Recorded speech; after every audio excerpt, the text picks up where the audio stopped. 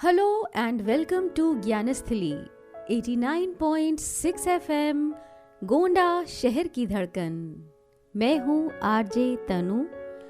आज एक बार फिर हूँ आप सबके साथ और यूं ही आती रहूंगी ले चलने आप सबको मीठे एहसासों के सफर पे, प्यार भरी कहानियों के साथ ले चलने आपको वापस उन जज्बातों के समंदर में जहां से हम तो आगे बढ़ाए पर वहीं छोड़ आए एक प्यार भरी शाम जिसमें सारी जिंदगी बस यूं ही गुजार देने को जी करता था।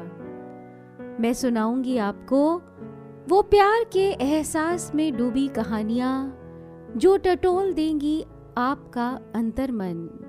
तो आइए सुनते हैं इस कड़ी में मेरी आज की कहानी, एक नई शुरुआत।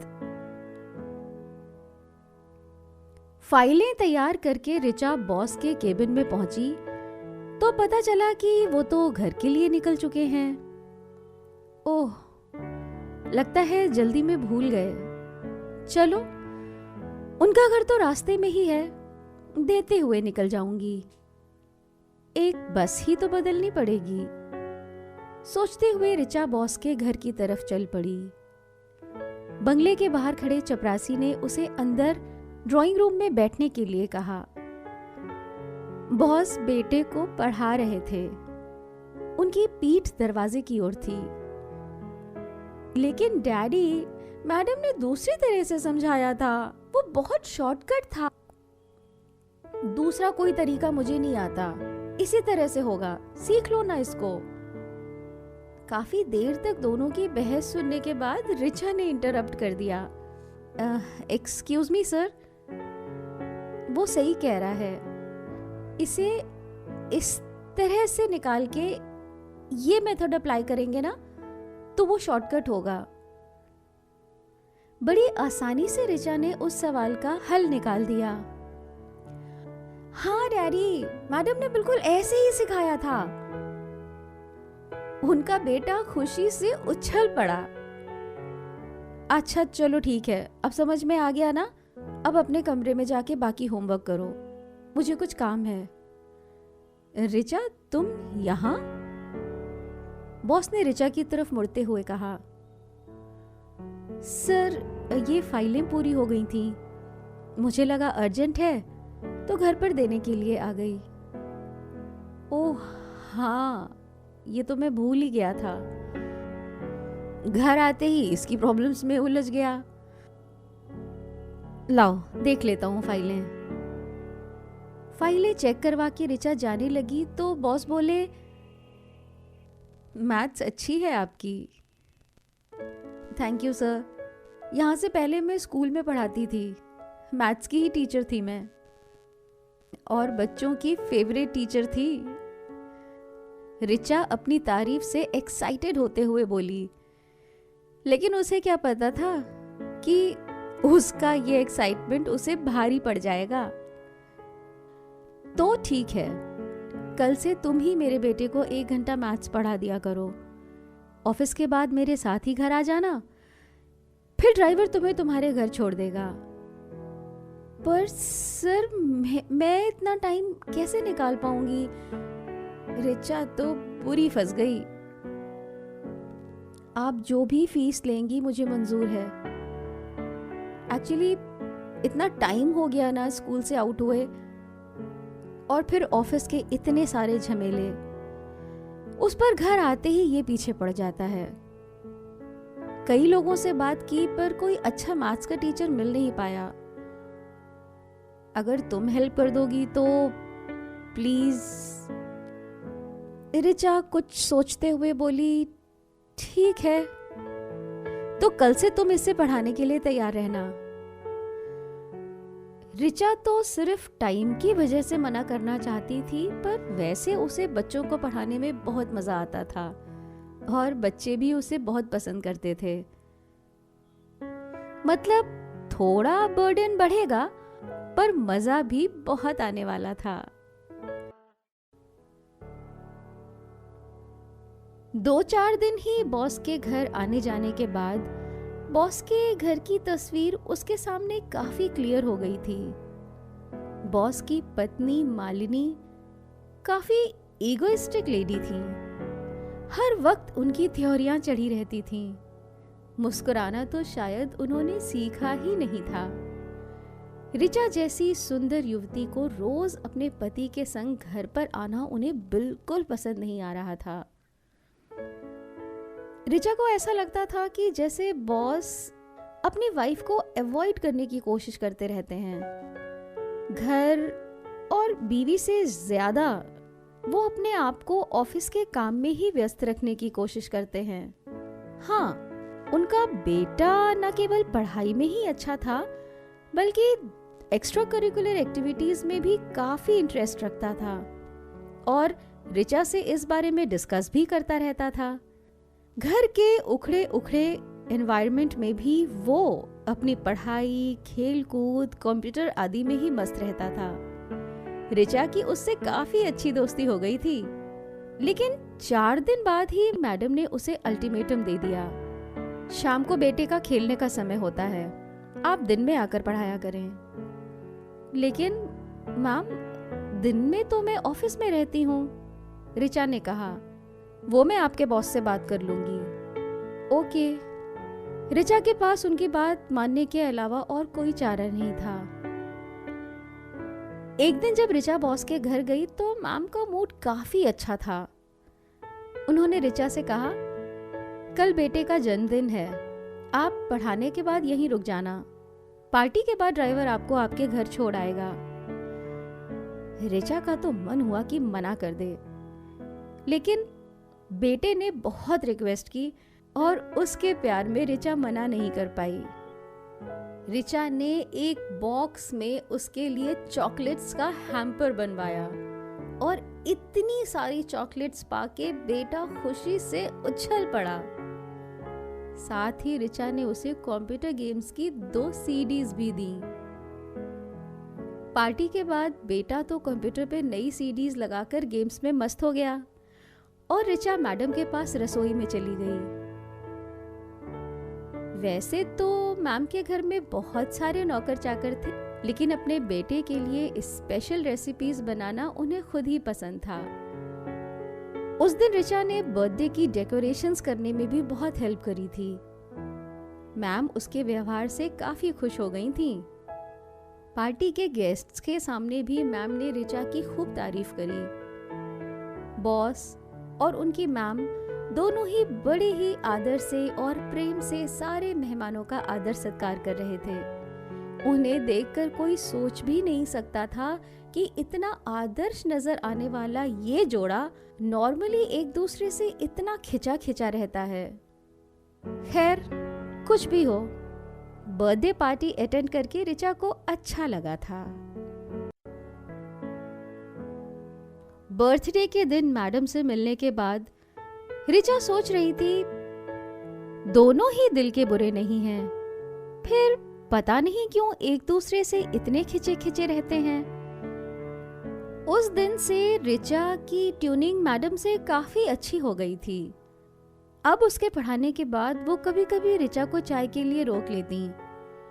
बातों बातों में ही रिचा को पता चला कि मैडम काफी अमीर और रिस्पेक्टेड फैमिली से बिलोंग करती हैं, जबकि बॉस एक बहुत ही साधारण मिडिल क्लास फैमिली के बेटे हैं। शायद बॉस की अच्छी नौकरी के कारण ये शादी हुई होगी, रिचा को ऐसा लगा। एक दिन जब रिचा बेटे को पढ़ाने के लिए घर पहुंची तो पता चला कि वो अभी तक स्कूल से ही नहीं आया है। एनुअल फंक्शन की तैयारी के कारण स्कूल में छुट्टी होने के बाद भी प्रैक्टिस हो रही थी। रिचा लौटने लगी तो मैडम ने उसे रोक लिया। अब आई हो तो कुछ देर मेरे पास बैठो, वैसे भी आज मेरी तबीयत कुछ ठीक नहीं है। रिचा ने मैडम का हाथ छुआ तो उन्हें अच्छा खासा बुखार था। उस दिन रिचा ने खुद उनके लिए बढ़िया सी चाय बनाई और उन्हें दवाई देकर लौटने लगी तो मैम ने उससे कहा, कुछ देर और बैठो, तुमसे बात करने का मन कर रहा है। उन्होंने इस तरीके से बोला कि ऋचा मना नहीं कर पाई। ना जाने कैसे ऋचा उनके दिल के दर्द को शायद महसूस कर पा रही थी। मैम कह रही थी, बेटा और हस्बैंड दोनों ही बहुत व्यस्त रहते हैं, मैं बहुत अकेलापन महसूस करती हूँ। टीवी पर सीरियल्स देखकर आखिर कोई कितना वक्त गुजार सकता है। पार्टीज वगैरह भी मुझे ज्यादा अच्छी नहीं लगती। सच कहूं तो इतनी रिच लाइफस्टाइल होने के बावजूद मुझे वो सब रहन सहन बिल्कुल पसंद नहीं है। फिर तो आपका और सर का नेचर बिल्कुल एक जैसा है। वो भी तो तड़क भड़क से दूर, शांत, सीधे साधे हैं। ऋचा ने अपनी बात रखी। हाँ, काफी जान गई हो तुम अपने सर के स्वभाव के बारे में। मैम बोली, अच्छा, तुमने कभी किसी से प्यार किया है? ऋचा कुछ सकपका सी गई। ये कैसा सवाल है? नहीं तो? मैडम आगे बोली, अच्छा, पहले प्यार के बारे में तुम्हारा क्या ख्याल है? ऋचा उठकर खड़ी हो गई। मैम, आपको शायद गलतफहमी हो रही है। अरे, मैं कुछ भी उल्टा सीधा नहीं समझ रही हूं, तुम गलत समझ रही हो। बैठो ना। मैडम कह रही थी, मैं ये जानना चाह रही थी कि क्या इंसान कभी अपने पहले प्यार को भुला नहीं पाता? क्या मेरे हस्बैंड कभी अपने पहले प्यार को भुला पाएंगे? ऋचा तो कभी इस एहसास में पड़ी ही नहीं थी। वो क्या जाने क्या होता है पहला प्यार। किसके बारे में बात कर रही हैं आप? ऋचा को अब कुछ कुछ उनकी बात समझ में आने लगी थी कि मैडम उसे गलत नहीं समझ रही, बल्कि वो अपने मन की टीस उससे बता रही हैं। मैडम बोली, मेरे हस्बैंड शादी से पहले एक लड़की को पसंद करते थे, लेकिन जब मेरा रिश्ता उनके घर गया तो उनके माता पिता ने बात पक्की कर दी। वो लड़की काफी साधारण परिवार की थी। ये जानते थे कि वो उससे शादी करने के लिए अपने माता पिता को कभी मना नहीं पाएंगे, इसलिए वो मुझसे शादी करने के लिए मान गए। ऋचा बोली, पर आप ये सब कैसे जानती हैं? मैडम ने बताया, खुद उन्होंने ही मुझे बताया है। जब हम पहली बार अकेले मिले थे तभी उन्होंने मुझे ये सब बता दिया था। तो आपने शादी करने से मना क्यों नहीं किया? ऋचा बोली, इसका जवाब मुश्किल है। एक तो शायद ये कि पहली ही नजर में वो मुझे अच्छे लगने लगे थे, और दूसरी मुझे ऐसा लगा कि शायद वो उस लड़की के कभी नहीं होंगे, तो किसी और के होने के बजाय मेरे ही क्यों ना हो जाएं। कुछ तो मुझे अपने रूप और पैसों का भी घमंड था। मुझे लगा कि शादी के बाद उसे भूलकर सब कुछ नॉर्मल हो जाएगा। फिर ऋचा के अंदर अब आगे जानने की उत्सुकता बढ़ रही थी। उदय ने मुझे सम्मान दिया, कभी तिरस्कार नहीं किया, लेकिन वो प्यार, वो दीवानगी जो हर लड़की चाहती है, मुझे कभी हासिल नहीं हुई। धीरे धीरे जैसे मैं हर चीज से चिढ़ने लगी। बात बात पे उन्हें उल्टा सीधा बोल देती थी, अपने पैसों का रौब भी दिखा देती थी। बस फिर क्या था, हमारी दूरियां इतनी बढ़ गईं कि आज हमारा एक दूसरे से रिश्ता तो पति पत्नी का है, लेकिन उस रिश्ते जैसा हमारे बीच कुछ भी नहीं। ऋचा ने अपना मत उनके सामने रखा। वो बोली, मैम, मैं इस अनुभव से तो नहीं गुजरी हूँ, पर मुझे ऐसा नहीं लगता कि सर के मन में अब भी उस लड़की के लिए कुछ होगा, क्योंकि वो तो सिर्फ अपने परिवार और अपने काम में ही व्यस्त रहते हैं। उसकी बातें सुनकर मैडम की आंखों में जैसे चमक आ गई। सच कह रही हो? हाँ, बिल्कुल सच कह रही हूँ। तुम्हारी बातों ने मुझे आज बहुत तसल्ली दी है Richa. Thank you so much, madam ने कहा। रिचा बोली, अच्छा अब चलती हूँ, बहुत देर हो गई है, आप अपना ख्याल रखिएगा। कुछ दिन बाद बॉस के बेटे के स्कूल की छुट्टियां हो गईं और वो अपनी मम्मी के साथ ननिहाल चला गया। एक दिन ऑफिस में कुछ देर हो जाने से रिचा जब ऑफिस से निकली तो बॉस ने कहा, चलो मैं तुम्हें घर छोड़ देता हूँ। समय काफी हो गया था, इसलिए रिचा मान गई। रास्ते में बॉस ने रिचा से कहा, तुम्हारे पढ़ाने से बेटे के नंबर बहुत अच्छे आए हैं। मैं सोच रहा हूँ कि नेक्स्ट सेशन स्टार्ट होने से पहले एक बार तुम उसे मैथ्स का पूरा कोर्स करवा दो। मैं उन लोगों को वापस बुलवा लेता हूँ। वैसे भी इतने दिन हो गए हैं, ये लोग वापस आने का नाम ही नहीं ले रहे। जैसे लगता है मेरी बीवी को तो मेरी फिक्र ही नहीं। रिचा के मन में न जाने कहां से गुस्सा आ गया। वो बोल पड़ी, आपको फिक्र है उनकी? मतलब कहना क्या चाहती हो तुम?